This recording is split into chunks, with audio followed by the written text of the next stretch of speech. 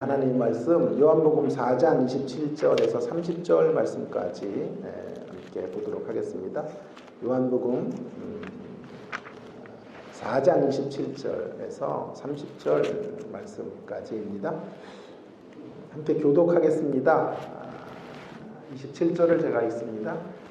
이때에 제자들이 돌아와서 예수께서 여자와 말씀하시는 것을 이상히 여겼으나 무엇을 구하시나이까 어찌하여 그와 말씀하시나이까 묻는 자가 없더라.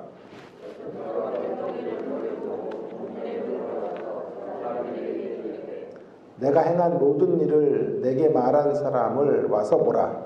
이는 그리스도가 아니냐 하니 그들이 동네에서 나와 예수께 오더라. 아멘. 2024년 우리 교회의 표는 아까 말씀드렸던 것처럼 있는 모습 그대로 증인되게 하소서라고 하는 것입니다. 한 두세 달 정도 제 마음 안에 계속 이 말씀이 좀 공명이 됐어요. 그래서 울림이 있었죠. 있는 모습 그대로 주 앞에 헌신해야 된다라는 생각들. 그래서 그것을 표로 제가 만들어 가게 되었는데요. 어느 분은 이렇게 말씀하실 분들이 계실 거예요. 이런 몰골로, 이런 모습으로 뭘 하나 조금 더 나은 모습으로 하나님을 섬겨야지, 그런 생각을 하시는 분도 계실 것입니다. 나름 이해가 됩니다. 그러나 지금의 자리에서, 현실의 자리에서 어떤 상황에 처해 있든지 간에 그 자리에서 작은 몸짓으로라도 우리가 하나님을 섬겨내지 않으면 사실은 생각만 하다가 우리의 인생의 기회들을 놓쳐버릴 수도 있다는 생각이 저에게 찾아왔습니다. 버나드 쇼라는 사람의 묘비명처럼 자칫 우물쭈물하다가 내 이럴 줄 알았다라는 묘비명처럼 그 묘비명이 우리의 이야기가 될 수도 있는, 그렇게 될 수도 있다는 생각을 하게 된 것이죠. 제가 요즘 로마서를 강의하는데요. 6번 정도 강의를 했습니다. 늘 로마서를 하고 싶었는데 제가 신학적으로 더 수준이 높아지고 인격적으로 성장했을 때 로마서를 다뤄야 되겠다. 정말 멋지게 한번 로마서의 복음을 전해야 되겠다. 이런 생각을 제가 계속 갖고 있었습니다. 그러다가 제 생각을 좀 고쳐먹게 되었습니다. 언제 성숙해질까? 아마 평생 제가 로마서를 못 다룰 수도 있어요. 지금보다 성숙해질 가능성이 얼마나 있을까? 이런 생각을 하니까요. 이러다가는 안 되겠다라는 생각이 들게 되었습니다. 보다 나은 수준의 모습, 그걸 기대했다가는 아예 로마서 자체를 설교할 수도 없는 저의 모습이 될 수도 있다는 생각이 들었습니다.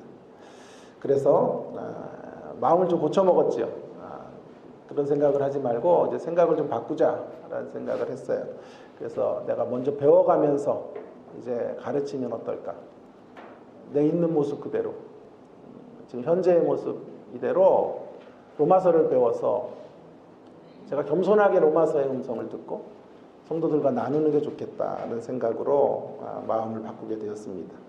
성숙한 수준이 될 때 하기보다 성숙한 수준이 되기 위해서 로마서를 다뤄야 되겠다라는 생각으로 로마서를 지금 강의하고 있습니다.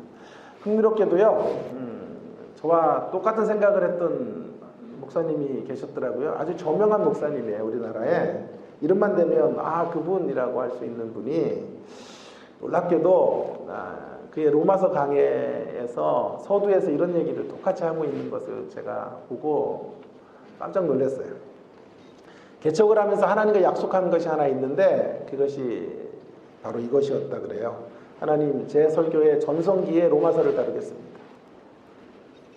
제 설교의 전성기, 그때 로마서를 다루겠습니다 라는 것이었습니다. 그런데 그런 생각을 하다가 어느 새벽에 하나님께서 그 목사님의 마음을 변화시켜 주셨다 그래요. 그 새벽에 로마서를 너무 읽고 싶어서 로마서를 읽고 용서 넘치는 기쁨이 그의 심령 안에 자리 잡게 되었다고 말합니다. 그리고 그의 생각이 바뀌었다는 거죠. 이렇게 바뀌었어요. 주님이 이런 마음의 어떤 음성을 주시더라는 거예요. 내 설교의 전성기의 로마서를 설교하는 게 아니라 네가 로마서를 설교하면 전성기가 온다.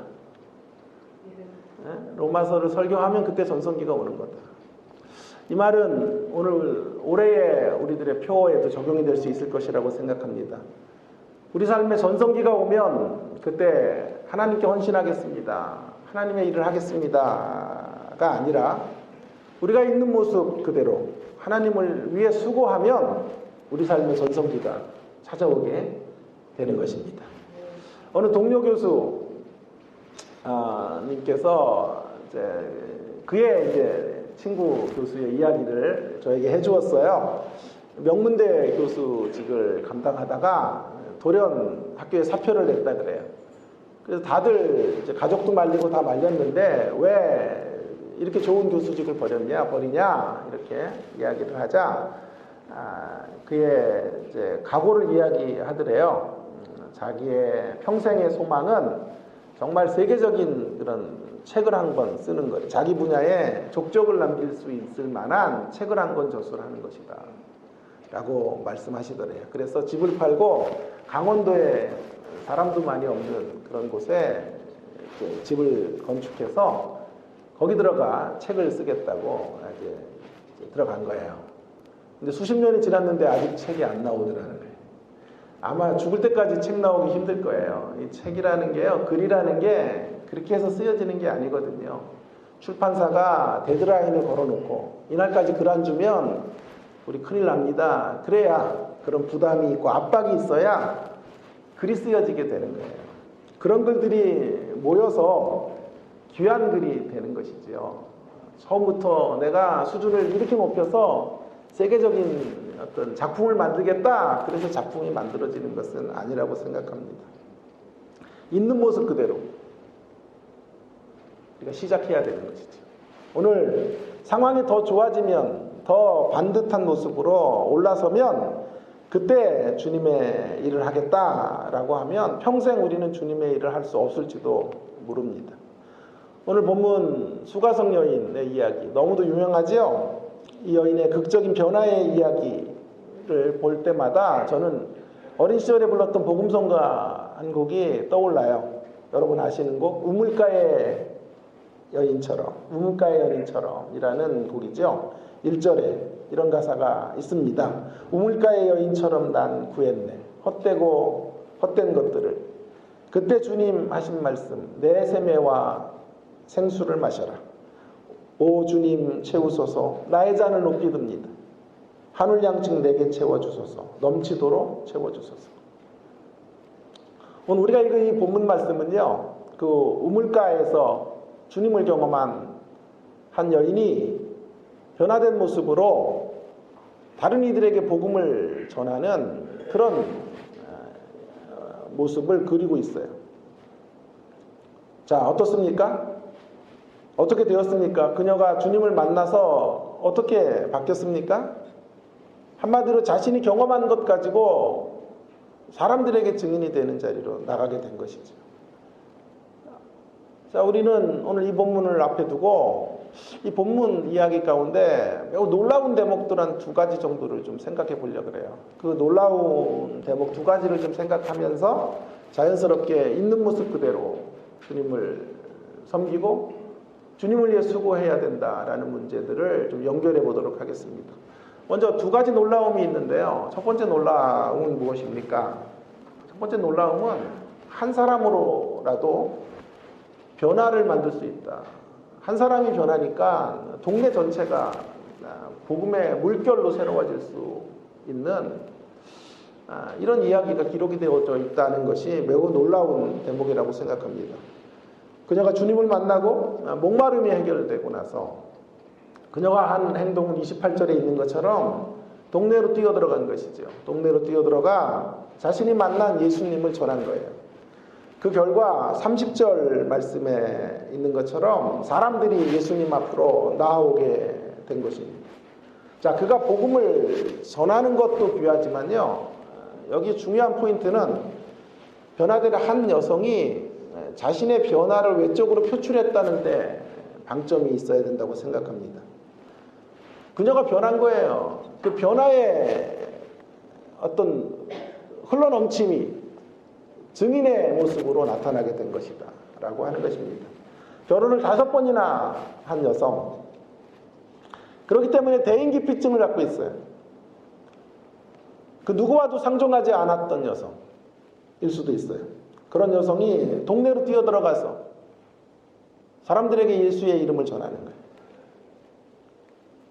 그로 말미암아 사람들이 바뀌는 거예요. 변화된 거예요. 거짓말 같은 이야기가 펼쳐지게 된 거죠. 그녀의 내적인 변화가 밖으로 표현되는 거죠. 그래서 주변 사람들에게 영향력을 끼치는 거죠. 그녀는 어쩌면 최초의 그 마을의 복음전도자가 된 거예요. 한국교회 초창기에 매우 유명했던 예수천당 불신지역을 외치시며 전도하셨던 최권능 목사님 일화 중에 매우 유명한 일화가 하나가 있죠. 하루는 평양의 백동거리라는 곳을 지나는데 지나가는 사람들에게 계속해서 쩡쩡거리는 목소리로 예수천당 불신지역을 외친 거예요. 그때 한 일본군 연대장이 말을 타고 지나가는데 그 앞에 대고 또 예수천당 불신지역을 외치게 되었습니다. 그 소리가 얼마나 쩌렁쩌렁했든지 얼마나 우렁찼든지 말이 놀란 거예요. 말이 뛰니까 이 연대장이 말에서 떨어진 거예요. 화가 난 연대장은 최권능 목사님을 일본군 주재소로 끌고 가서 매질을 하게 됩니다. 그런데 이 최 목사님은 전혀 아랑곳하지 않고 위축당하지 않고 매질이 가해질 때마다 큰 소리로 외치는 거예요. 예수천당 불신지역을 외치는 거예요. 세게 때리면 더 강력한 목소리로 예수천당 불신지역을 외친 거죠. 그러자 일본 군인은 최권능 목사님을 이상한 눈으로 바라보며 조롱하듯이 이렇게 말했다고 해요. 당신을 건드리면 왜 그렇게 예수천당 불신지역만 외치느냐? 이때 최권능 목사님이 이렇게 말씀하셨다죠. 내 속에는 예수밖에 들어있는 것이 없기 때문에, 내 속에 예수님밖에 들어있는 게 없기 때문에 건들기만 하면 예수가 나오는 것입니다. 그렇게 대답을 했다고 합니다. 그러자 일본 군인은 그를 그대로 풀어주었다고 하네요. 여러분, 여기 중요한 포인트는요, 최권능 목사님이 예수천당 불신지역을 외친 게 아니에요. 이런 구호는 우리도 외칠 수 있어요. 그리고 그런 구호 때문에 사람이 바뀌는 일이 이렇게 최권능 목사님처럼 이루어지는 게 아니에요. 중요한 대목은요, 최권능 목사님의 외침이 그의 변화의 결과였다라고 하는 데 있습니다. 주님을 만난 내적인 변화가 외적인 외침으로 표현되었다라고 하는 거죠. 그래서 변화의 강력한 동력이 되었고 힘이 되었다. 사람을 움직이게 되었다. 일본 순사도 바꿔놓게 되었다라고 하는 거죠. 오늘 수가성의 여인의 이야기도 바로 그렇습니다. 그녀가 만든 변화, 동네를 변화시키는 그 변화는 그녀의 변화로 인한 거예요. 그녀가 주님을 만나 내적으로 새로워진 거죠. 갈증이 해결된 거죠. 그것이 강력한 힘으로 작동하게 된 것입니다. 자, 이 이야기를 좀 풀어가면서 우리가 한 가지 좀 놓쳐서는 안 되는 대목이 있는데, 자꾸 오늘 이 본문을 우리가 보면서 이 수가성 여인의 목마름과 그녀의 어떤 해결, 거기에만 좀 이렇게 관심을 집중하면 안 되고요. 예수님의 목마름에 대해서 좀 생각해야 돼요. 예수님의 목마름과 그 목마름에 대한 해결의 이야기가 함께 흘러가고 있다는 것에 좀 관심을 집중하시면 좋겠습니다. 제가 요한복음을 강의할 때 한 13번째 강의 정도에 이런 이야기를 제가 좀 말씀을 드렸어요. 중요한 포인트는 여인도 목마르고요, 예수님도 목말라요. 자, 예수님이 목마른 분으로 물을 달라는 모습으로 나타나셨다고요. 7절에 있는 것처럼 오늘 보면 7절에 보면 예수님 목말라 하시면서 한 목마른 여인에게 물을 달라고 하시는 거예요. 그러니까 예수님도 목마르고 여인도 목말라요. 근데 많은 분들은 이제 예수님의 목마름을 이렇게 처리하죠. 예수님이 그녀와 어떤 접촉점을 만들기 위해서 물을 달라, 내가 목마르다 물을 달라고 하셨다, 이렇게 해석하고 넘어가는데요. 과연 그럴까요? 예, 물론 일리가 있어요. 예수님이 그녀를 변화시키기 위해서 물을 모티브로 해서 그녀와 만나고 있는 게 사실이에요. 그러나 제가 보기에는 우리 예수님도 진짜 목마르시다. 육신으로 사셨기 때문에 육신적 목마름도 있었고, 또 어떤 목마름이 또 있으셨냐 하면 인생을 향한 목마름이 있는 거예요. 수가성 여인을 향한 목마름이 예수님 안에 있는 거예요. 그래서 그 목마름을 예수님도 해결받고 있는 거예요. 여인이 예수님 만나서 목마름을 해결받듯 예수님도 그 여인의 모습을 통하여 시원함을 경험하시는 거예요. 제가 강조하려는 포인트는 예수님이 그 여인 없으면 목마름을 해결할 수 없는 분이란 뜻이 아니고요. 절대로 오해하면 안 돼요. 예수님이 그녀를 파트너로 불렀다라고 하는 이야기 옳습니다. 주님과 우리의 관계가 상호적이다라는 것을 제가 말씀드리고 있는 것이지요. 자, 그렇다고 하면 어떤 종류의 예수님은 어떤 방식으로 목마름이 해결될 수 있으신 분인가 하는 것이 중요한 물음이 되겠습니다. 자, 우리가 물을 떠드리는 행위는 어떻게 현대화시킬 수 있을까요? 적용할 수 있을까요? 예를 들어 우리가 선행을 하고 이쁜 짓을 하고 헌금을 많이 갖다 드리고 하나님께 갖다 바치고 하면 그분의 갈증이 해결될까요? 예, 물론 그럴 수도 있습니다. 그러나 보다 정확한 표현은, 보다 정확한 말은요, 이것일 거예요. 우리가 그런 이쁜 행동을 할 때 주님의 목마름이 해결되는 것이 아니고요, 어쩌면 우리가 예수님이 공급해 주시는 생수를 마시고 예수님이 제공해 주시는 영양식을 먹고 우리가 목마름을 해결한 자로 서 있을 때, 그때 주님이 그 모습을 보면서 기뻐하시고 그분의 목마름이 해결될 거예요. 우리가 그분을 기쁘시게 하기 이전에 그분의 기쁨이 될 때 그분이 기뻐하시게 되는 거예요.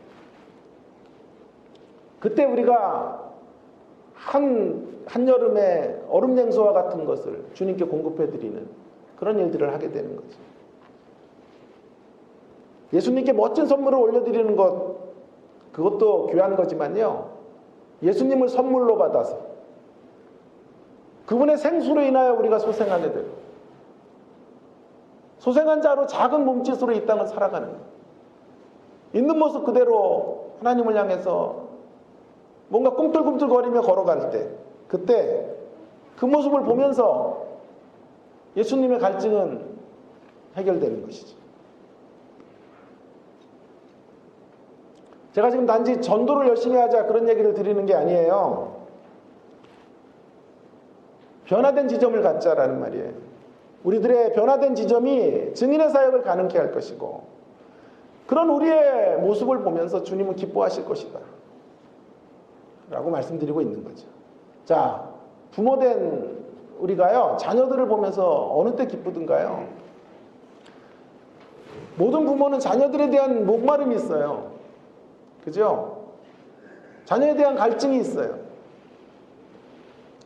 목마름을 해결시켜주는 자녀는 어떤 자녀인가요? 자녀의 모습이 어떤 것인가요? 우리 자녀가 크게 성공해서 남다른 이름을 가지고 돈도 넉넉히 벌어서 부모에게 용돈을 넉넉히 주는 그런 자녀 되면 우리의 목마름이 해결될까요? 아니요. 저는 그거 가지고는 일부분이 해결될 수 있어도 진정한 목마름이 해결될 수 없을 거라고 생각해요. 우리 자녀들이 어떻게 될 때 그러면 우리가 시원함을 경험할까요? 부모로서.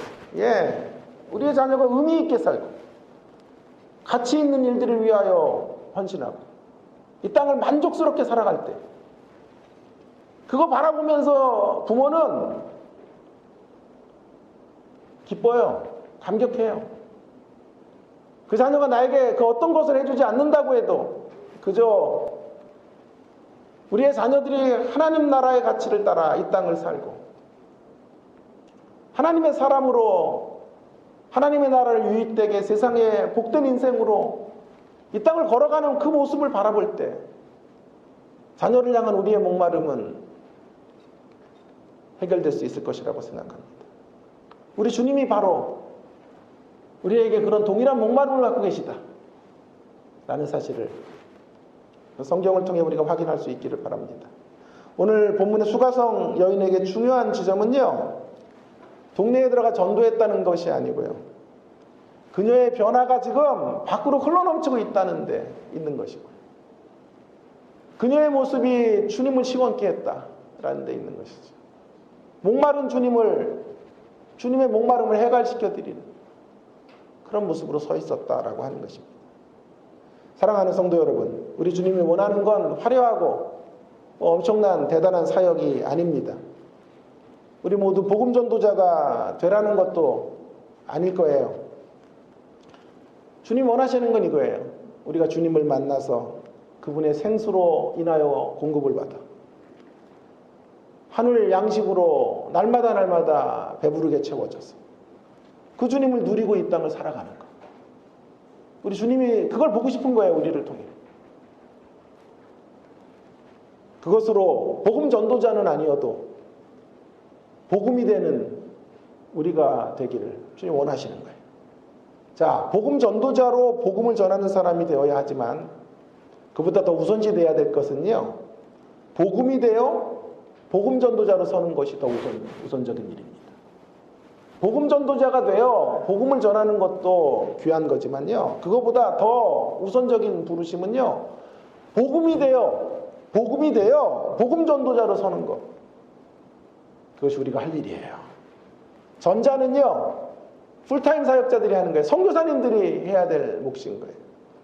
그러나 후자는 복음이 되어 복음 전도자로 서는 건 우리 모든 성도들이 해야 될 일들이에요. 이 땅의 모든 신자들이 걸어가야 될 걸음이라고 믿습니다. 자, 이제 이 첫 번째 메시지의 중요한 그런 대지의 중요한 포인트 중에 제일 높은 지점을 좀 이제 생각해 보려고 합니다. 이 한 사람의 변화. 자, 보세요. 이 한 사람의 변화와 이 동네의 변화, 마을 전체가 변하는 것의 상관성에 대한 이야기를 조금 더 생각해 볼 필요가 있겠습니다. 지금 본문으로 말하면 한 사람의 변화가 동네 사람들 꽤 많은 이들을 주님 앞으로 인도하는 역사 속에 쓰여지게 된 거죠.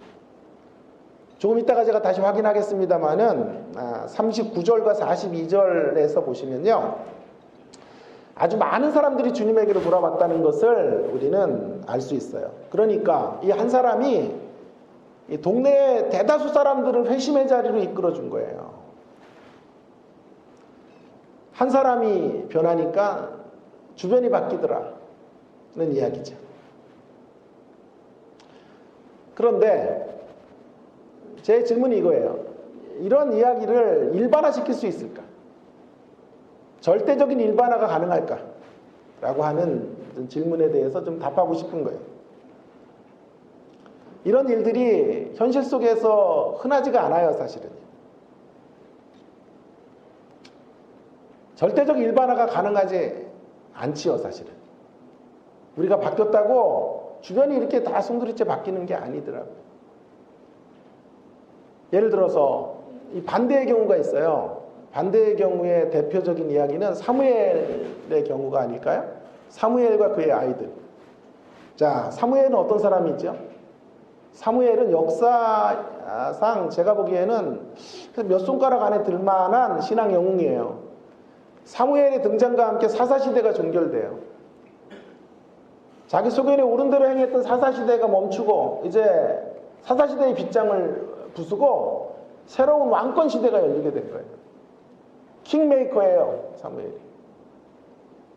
얼마나 신실하고 얼마나 청렴한지 기도하는 죄를 쉬지 않을 정도로 경건한 사람이에요. 이런 인물이 없어요. 어릴 때부터 하나님께 나시린으로 맞춰져서 거룩 그 자체로 한 생애를 살았고 사울왕을 세우고 다윗왕을 세우는 엄청난 족적을 이루었던 사람 사무엘이에요. 여러분, 그런 사무엘이 성자급에 해당하는 사무엘의 자녀들은 어땠을까? 사무엘상 8장 3절에 놀랍게도 성경이 이렇게 말하고 있어요. 그의 아들들이 자기의 아버지의 행위를 따르지 아니하고 이익을 따라 뇌물을 받고 판결을 굽게 하니라. 저 성경에서 풀기 어려운 난해한 구절 중에 한 구절이 이 구절이라고 생각해요. 어떻게 그렇게 성자 같은 부모, 그 부모 밑에서 이런 불량배들이 나올 수 있을까 하는 대목이죠. 자, 한 사람의 변화가 지금 시대를 향해서는 어떤 엄청난 영향력으로 갔는데 가정 안에서는 그 영향력이 너무도 미미한 모습으로, 아니 한 사람의 변화된 모습, 사무엘의 변화된 모습과 정반대의 편에서 자녀들은 살았다라고 하는 거죠. 한 시대를 바꾸는 것보다 일상의 자리를 바꾸는 게 더 어렵다. 아마 그런 교훈이 아닐까요? 더 좀 제가 연구를 해서 이 구절 가지고 한번 설교를 한번 할게요, 여러분. 지금 오늘은 이 문제를 이렇게 다룰 수는 없겠고. 자, 중요한 건요. 하여튼 저의 관심은 이거예요. 저의 관심은 이 중요한 건 한 사람의 변화가 이렇게 다른 이들을 움직이는 이런 변화의 역사에 힘이 되는데 이 절대적 일반화가 가능할까 하는 질문이에요. 절대적 일반화가 가능하지 않아요. 그렇다면 반대로 이런 질문은 어때요? 그렇다면 한 사람의 변화로도 다른 사람을 변화시킬 수 없나요? 라는 질문에 대해서는 어떻게 답할 수 있을까요? 한 사람으로 인하여 시대가 복을 받을 수 없나요? 아니요. 충분히 가능하다고 생각해요. 절대적인 일반화, 긍정적인 측면에서의 절대적인 일반화가 가능하지 않다고 해서 한 사람의 변화를 통하여 다른 이들을 변화시키는 일이 불가능하다고 말하는 일반화가 자리 잡을 수는 없는 거예요. 뭔 소리를 하는지 저도 잘 몰라요, 지금. 그러나 잘 여러분 기억하세요. 자, 그건 또 다른 의미의 또 다른 절대적 일반화잖아요. 한 사람으로 인하여 반드시 모든 사람이 바뀐다라는 일반화가 불가능하다고 해서 한 사람을 통하여 한 사람이 변하는 것 가지고는 사람이 바뀔 수 없다고 말하는 일반화도 사실 통용될 수 없어요. 그것도 또 다른 절대적인 일반화인 거예요. 한 사람으로 된다는 절대적 가능성과 한 사람으로 안 된다는 절대적인 불가능성 모두가 우리가 선택해야 될 선택지가 아닌 거예요. 자, 그럼 우리가 나가야 될 길은 어떤 길일까요? 우리가 선택해야 될 선택지는 제3의 선택지인데요. 바로 이런 거죠. 적어도 나를 통해서 주변 사람들이 변화될 수 있는 문제에 대해서 우리는 무력감에 사로잡힐 필요는 없다라는 데서 출발할 수 있다고 생각해요. 저는 이렇게 믿어요. 하나님이 원하시면, 단서가 있어요. 하나님이 원하시면 얼마든지 가능하다. 하나님이 원하시기만 하면 한 사람의 변화로 시대가 바뀔 수 있고 공동체가 바뀔 수 있고 우리의 가정이 새롭게 변화될 수 있는 줄로 믿습니다. 하나님이 원하시면요. 얼마든지 한 사람을 통하여 오늘 수가성에 일어난 이 마을에 일어났던 이 변화가 펼쳐질 수 있는 거예요. 그러므로 한 사람으로 뭘 할 수 있을까? 내가 변하는 것으로 내 공동체가 바뀔까? 내가 바뀌는 것으로 속삭이는 아이들이 새로워질까? 그런 무력감으로부터는 걸어 나오실 수 있게 되기를 주의 이름으로 부탁을 드립니다. 그러면서 조금 더 갈 필요도 있어요. 조금 더 가보면요. 이래요, 여러분. 한 사람이 잘한다고 되는 건 아니지만요. 한 사람이라도 잘하면 돼요. 우린 거기에까지 교훈을 얻을 수 있다고 생각해요. 팀 경기를 할 때 생각해보세요. 팀 경기는요, 11명이 뛰고 9명이 뛰고 뭐 5명이 팀이 돼서 경기를 하면 한 사람이 잘한다고 되는 거 아니에요. 팀이 잘해야 돼요, 팀이. 그죠? 스타 플레이어가 하나도 없는데 팀이 원팀이 되면 이기더라고요. 8강도 가고 16강도 가고 4강도 가더라고요. 그러니까 한 사람만 잘한다고 절대로 되는 게 아니고 팀이 잘해야 돼요. 그러나 또 이런 말도 진리예요. 한 사람이라도 잘하면 팀이 살더라고요.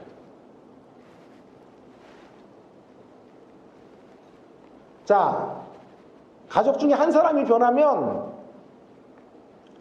사람이 바뀌어요. 그러나 한 사람이 변하는 것 같고 언제나 바뀌는 건 아니죠. 가족의 변화를 위해 사무엘 혼자 뛰어다닌다고 변화되는 게 아니에요. 자녀들이 그 부모의 좋은 점을 본받아야 돼요. 노력해야 돼요. 힘써야 돼요. 만일 사무엘의 가정 안에 그런 일이 벌어졌다면 제2의 사무엘, 제3의 사무엘이 가정에서 만들어졌을 거예요. 한 사람만 잘한다고 되는 거 아니에요. 자, 그럼에도 불구하고 팀 경기처럼 한 사람이 잘하면요, 팀 전체가 승리할 수 있어요. 수가생 여인 한 사람이 바뀌니까 마을 전체가 부흥의 불길로 타오르게 됩니다. 그런 일들이 얼마든지 가능하다라고 하는 것입니다. 손흥민 선수 하나 잘하니까요, 패할 경기를 이기더라고요. 김민재 선수 하나 잘하니까 나폴리 팀이 우승하더라고요. 물론 그 한 사람만 잘해서 우승한 건 아니에요. 그래서 천문학적인 돈을 들여서 한 사람을 영입하는 거예요. 한 사람으로 경기를 지배할 수는 없지만 그 한 사람이 잘하면 위기의 팀을 구할 수 있기 때문에 그런 것입니다. 결국 이런 차원에서 저는 한 사람으로 충분히 가능하다라는 결론에 말씀을 드리고 싶어요. 한 사람으로 인해 펼쳐지는 결과는 하나님의 몫이에요. 그건 하나님께 맡기고, 한 사람이 잘해서 어떤 결과가 생길까는 하나님의 몫이라고요. 그건 하나님께 맡기고, 우리는 어디에만 전력해야 되냐 하면 팀을 위기에서 구할 한 사람이 되는 일에만 전력하실 수 있게 되기를 주의 이름으로 부탁을 드립니다. 우리 가족팀, 친척팀, 우리 교회팀 구할 수 있는 그 한 사람 말이에요. 그 한 사람. 우리는 그 한 사람이 되는 일에만 전력하는 거예요. 그 결과는 주님의 주권에 있는 것이고 주님의 손에 들려져 있는 것이죠. 주님의 몫을 인정하면서 우리의 몫에 최선을 다하는 저와 여러분이 되었으면 좋겠습니다. 이거 첫 번째 교훈이에요. 첫 번째 놀라움이에요. 본문을 보면서 한 사람으로도 가능하구나. 절대적인 일반화는 할 수 없지만 또 부정적인 절대적인 일반화도 없다고 하면 결국 한 사람으로 희망을 볼 수 있다 라는 결론에 도달하게 된다는 것을 여러분들과 함께 나누었어요. 자, 이제 두 번째 메시지, 진짜 이 두 번째 메시지가 하이라이트인데요. 자, 두 번째 메시지, 두 번째 놀라움은 이거예요. 두 번째 놀라움은 이 한 사람의 변화가 마을 전체를 이제 변화시켰는데, 문제는 그 결과에만 너무 심취하지 말고요, 그 과정을 좀 들여다볼 필요가 있다라고 말씀드리고 싶어요.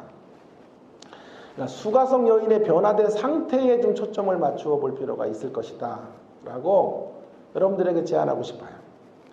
지금 우리는 이 본문을 보면서 너무 천편일률적으로 수가성 여인이 믿음으로 본이 되었다고 생각해요. 매우 높은 이상적 수준의 신앙의 자리에 있었다고 생각하는 거예요. 그래서 본문을 통해서 제일 많이 듣는 설교 제목이 뭔지 아세요? 물동이를 버려두고. 들어보셨죠? 여러분 들었어요? 물동이를 버려두고. 너무 멋진 제목이 아니에요? 물동이를 버려두고. 거기 안에 의미가 다 들어가 있죠. 물동이를 버려두고 전도에 헌신한 거잖아요. 물동이가 일상이라고 하면 일상의 일들을 그만하고 특별한 부르심에 순종한 거잖아요. 이런 메시지의 은혜를 우리가 많이 받았을 거예요.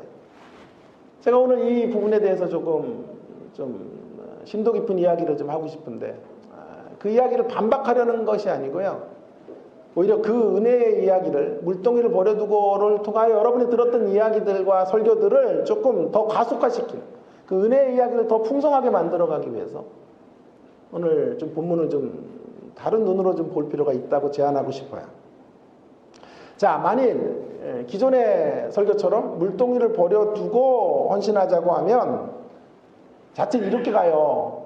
자칫 그런 쪽으로만 흘러가면 우리의 영성이 일상을 포기하고 풀타임 사역으로 전도하고 풀타임 사역자로 나아가야 되는 부르심에 응답하게 되는 그런 모습으로 가게 되는 거예요. 근데 그럴 수 없잖아요.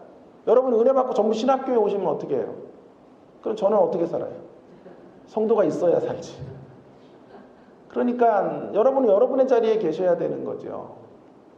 근데 저는 또 저의 일을 최선을 다하는 거죠. 그래서 둘이 만나야 되는 건데, 이런 말씀들, 물동이를 버려두고 나아가자라는 말이 오해가 되면요, 신앙이 있는 청년들이 전부 궁극적 목표가 신학교 가는 것이 목표가 되는 거예요. 온누리교회 같은 데 제가 집회를 가고 거기에 CGN-TV 같은 데 촬영을 하러 가다가 정말 깜짝 놀래요. 거기 명문대학을 나온 진짜 뛰어난 젊은이들이요, 교회 안에 막 수십 명이 앉아 있어요. 무슨 일을 하냐고 제가 물어봤더니 그 친구들이 직장을 잡고 일해야 되는데요, 교회 안에서 은혜 받고 말씀 듣는 게 너무 좋으니까 거기 있는 거예요. 교회 상주하면서 교회 일들 하는 거예요. 교회 허드렛 일하고 행사 같은 거 조율하고 봉사하는 거예요. 뭐 그 봉사가 나쁘다 하는 이야기라는 게 아니고요. 이제 그러다가 어떻게 되냐 하면, 그러다가 궁극적으로 더 콜링이 강해지면 신학교 오는 거예요. 이건 아니지 않나라는 생각을 제가 하게 되는 거예요. 일상을 그렇게 영적인 일에만 다 채워서, 이게 영적인 일을 또 무시하는 건 아니고요, 일상이 전부 신앙적인 이야기로만 다 채워서 다 목사가 되고 물동이를 버려두고 다 신학교로 달려오고, 그럼 저는 이제 먹고 살기는 좋죠. 물론 여기 신학교에 있으니까. 자, 그렇지만 그것이 하나님 나라의 생태계를 만들어가는데, 하나님 나라의 이제 어떤 균형 잡힌 영성을 만드는데 그리 도움이 되지는 않을 것 같아요. 자, 그래서 오늘 본문의 이 메시지를 조금 깊게 들여다볼 필요가 있어요. 오히려 오늘 본문은 물동이를 버려두고 전문적인 사역자로 복음 전하는 일에 뛰어들라라는 메시지를 말하는 게 아니에요. 그렇게 흘러가면 안 될 것 같아요. 오히려 오늘 본문의 강조는 이것이죠. 우리의 자질로가 아니라 있는 모습 그대로의 자세로 증인이 되어야 한다라는 것을 강조하는 거예요. 그래서 여기 거기 블랭크를 여러분이 채우세요. 그것이 우리의 자질로가 아니라 있는 모습 그대로의 자세로 증인이 되는 것이다. 자, 그녀가 이제 변화를 받아서 마을 전체를 변화시키는데요. 박수를 보내죠. 너무 귀한 모습이잖아요. 엄청난 일들을 한 건데, 자, 문제는 뭐냐 하면 그 과정 속에 그녀의 신앙 고백이 어떤 것이었는가. 우리가 생각하는 식의 이상적인 그런 신앙인의 모습, 수준의 모습으로 지금 가고 있는가 하는 물음에 대해서 답할 필요가 있어요. 자, 이런 답을 위해서 우리가 놓쳤던 대목은 29절이에요. 29절의 해석인데 29절을 다시 한번 좀 눈여겨보고요. 풀어보겠습니다. 내가 행한 모든 일을 내게 말한 사람을 와서 보라. 이는 그리스도가 아니냐. 거기 줄을 좀 치세요. 그리스도가 아니냐 하니 그들이 동네에서 나와 예수께로 오더라. 그들이 이제 동네에서 나와 예수께로 오고 예수님을 만나서 많은 이들이 변화된 거예요. 자, 이 구절을 이제 잘 풀어야 되는데, 지금 이 여인이 사람들에게 전도를 하면서 이렇게 말하지 않았어요.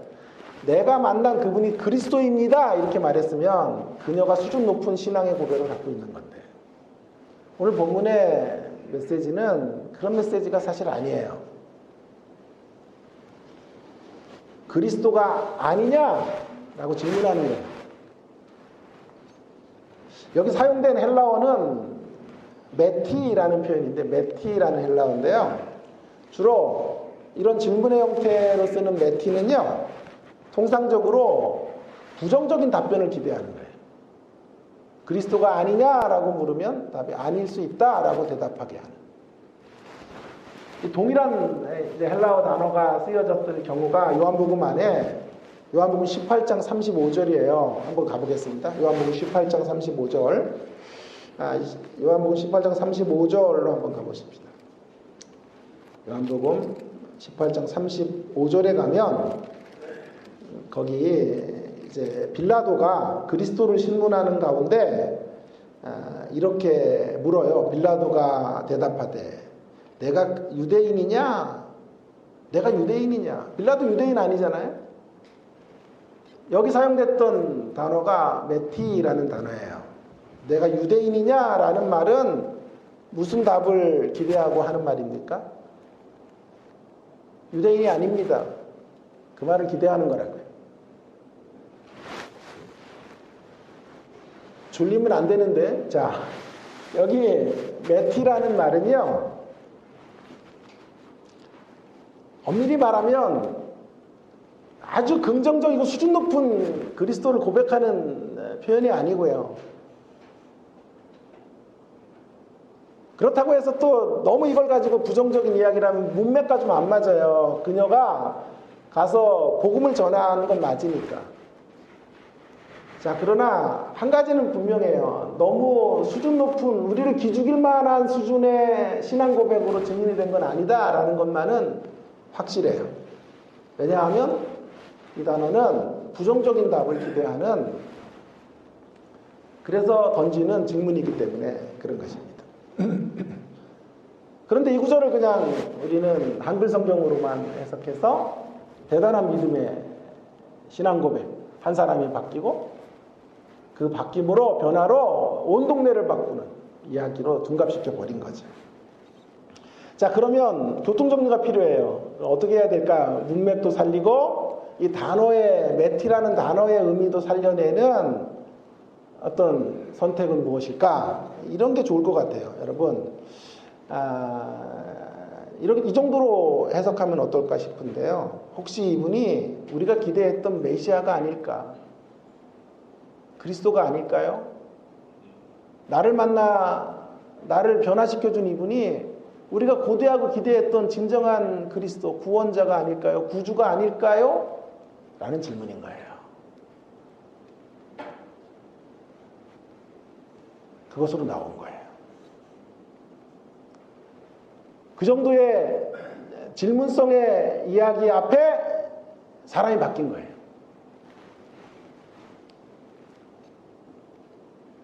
여러분, 만일 지금 제가 말하고 있는 이러한 설명이 맞다면 이 본문은 너무도 신기하고 너무도 놀라운 이야기가 아닙니까? 이상해요. 제가 우리 교회 설교하면서 제가 이상한 걸 느끼는데요. 같은 성경을 보는데 저만 놀랍고 저만 신기하고 말이에요. 우리 성도님들은 제가 신기한 걸 아무리 말해도 그렇게 덤덤해요. 덤덤하고 담담하시고. 그래서 제가 우리 교회에서 제일 많이 배우는 건 덤덤함이에요. 덤덤하고 담담하고. 저는 막 고뇌를 하고 어제도 밤을 꼴딱 새서 다시 말씀을 하고 이렇게 오늘까지 잠 한숨 못 자고 와서 해도요. 덤덤해요. 그냥 덤덤하게.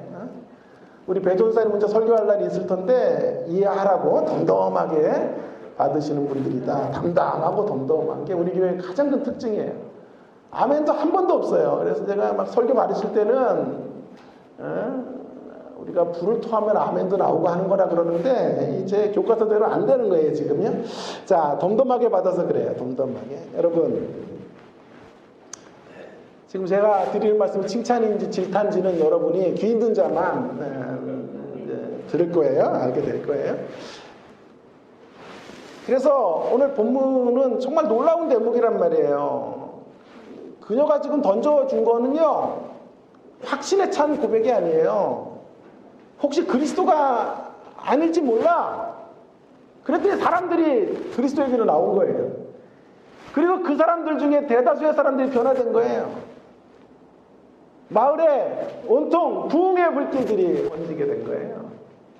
놀랍지 않습니까? 아직도 제 설명에 의구심이 있어서 한 2분 정도가 깨웃깨웃거리셔요. 그래서 의심의 한계가 아직도 안 거쳐져서 제가 이제 보다 확실한 말씀을 여러분들에게 지금 제시하겠습니다. 39절로 갑시다. 39절. 4장 39절에서 42절로 가셔서 이 대목을 확실하게 확인해 보는 우리가 되면 좋겠는데요. 제가 한번 읽어볼게요. 여자의 말이 내가 행한 모든 것을 그가 내게 말하였다 증언하므로 그 동네 중에 많은 사마리아인들이 예수를 믿었죠. 많은 사람이 믿었죠. 그죠?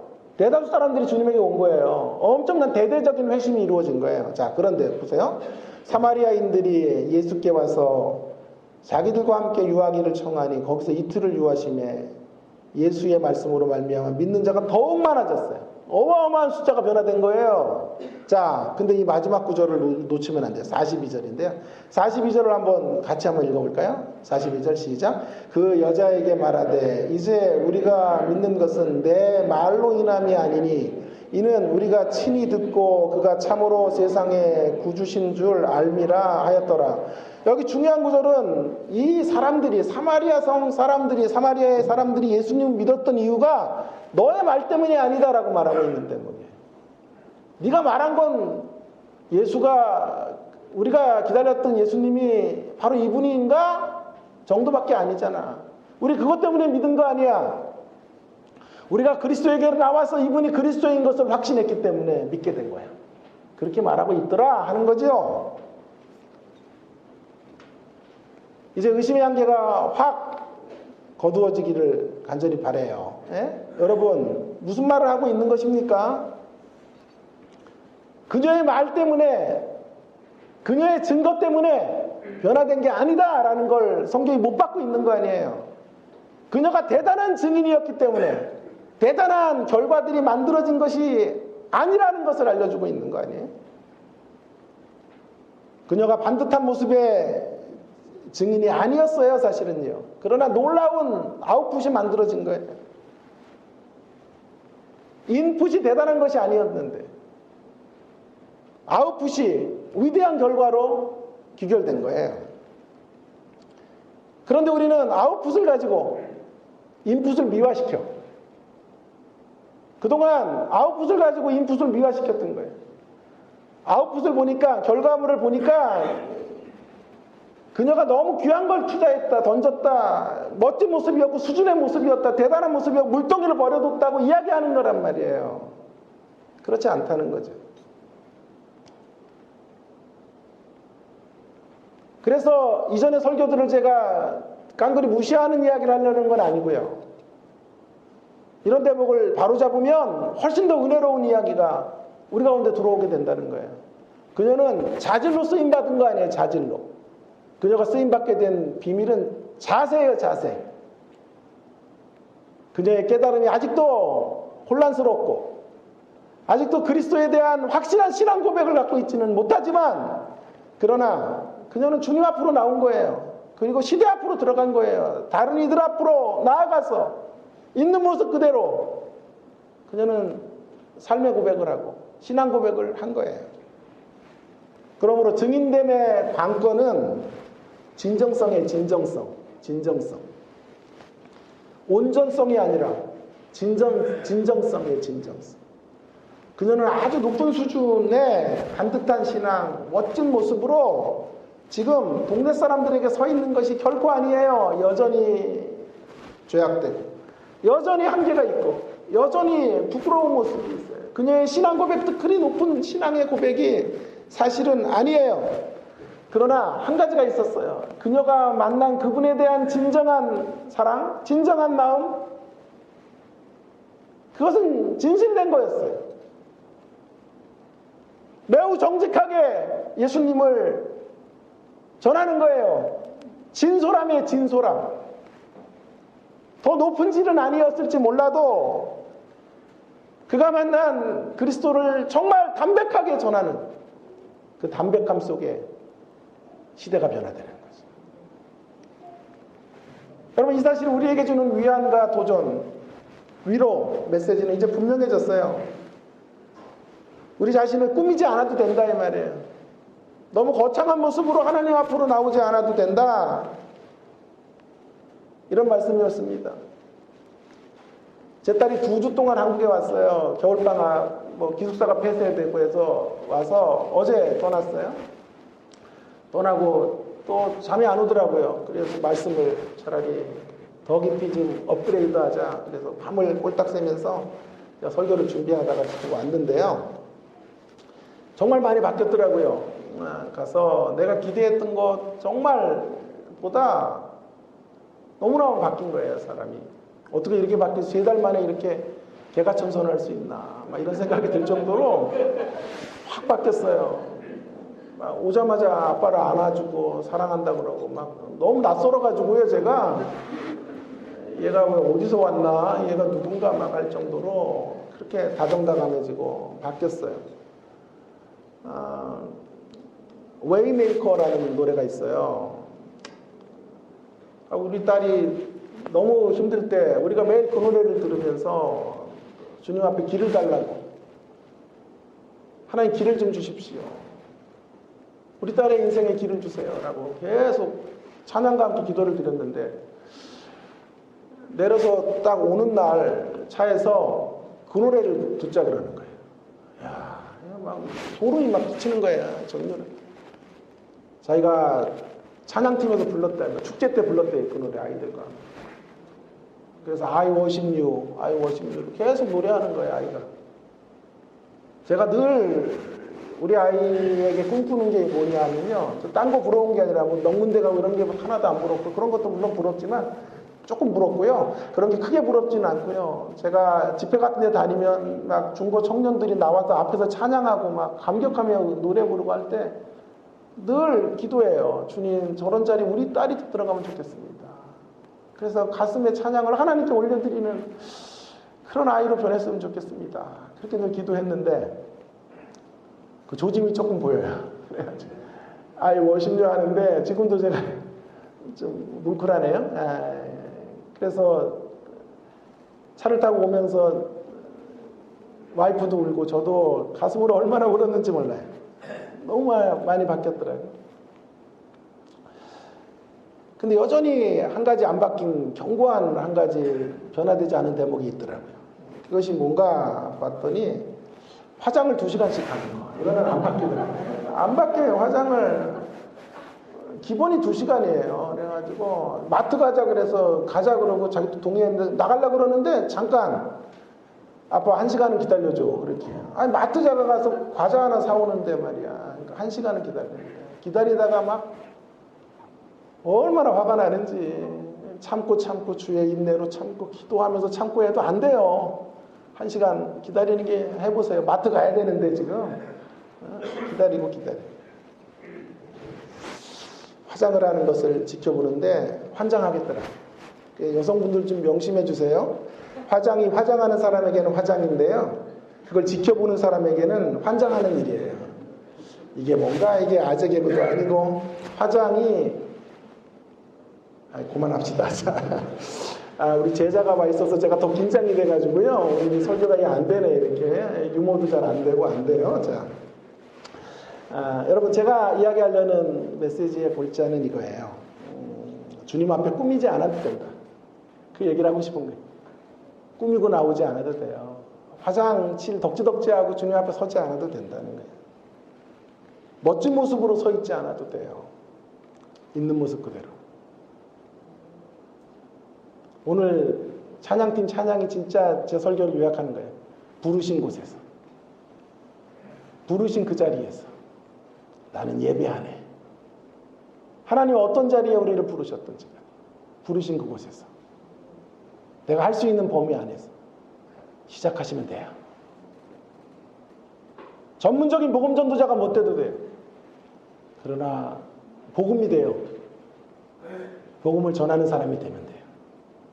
우리의 말로, 우리의 삶으로, 우리의 표정으로, 우리의 몸짓으로, 우리의 작은 미소로, 우리의 따뜻한 손길로, 우리의 배려로 있는 모습 그대로. 꾸밀 필요 없이 우리의 투박하지만 그러나 진솔한 신앙 고백으로 서 있으면 되는 것이죠. 그분 앞에 반듯하지 못해도 정직하면 되는 것이죠. 2024년 한 해 우리 어떻게 살아야 할까요? 있는 모습 그대로 증인되어 살았으면 좋겠습니다. 꾸미지 않아도 정직하고 너무도 소탈하게 그분을 만난 감격을 다양한 모습으로 표현하면 좋겠습니다.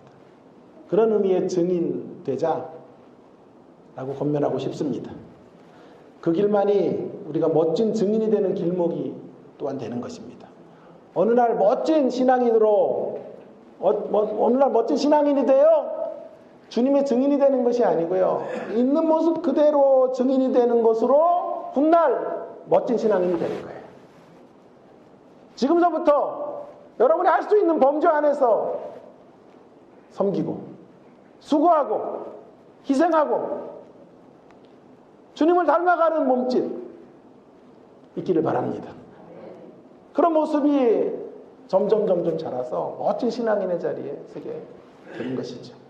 매일과 같이 있는 모습 그대로 증인되게 하소서라를 외치면서 2024년 한날 한날을 살아가시는 주님의 십자가교회 모든 성도님들 되시기를 주님의 이름으로 축원합니다.